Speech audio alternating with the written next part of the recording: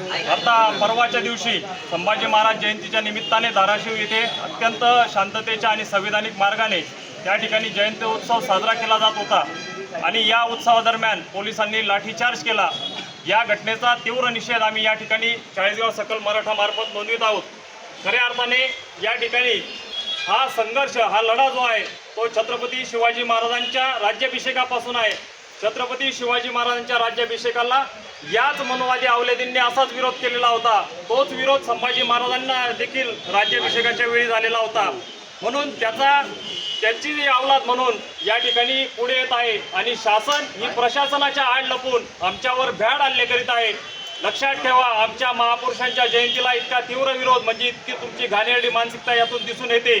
ही जर मानसिकता अशीच कायम राहिली आम्ही असाच निषेध व्यक्त करू आणि प्रसंगी रस्त्यावर उतरायची जरी वेळ आली तरी आम्ही रस्त्यावर उतरल्याशिवाय राहणार नाही, एवढं या ठिकाणी नमूद करतो आणि थांबतो। जय जिजाऊ, जय शिवराय। धाराशिव येथे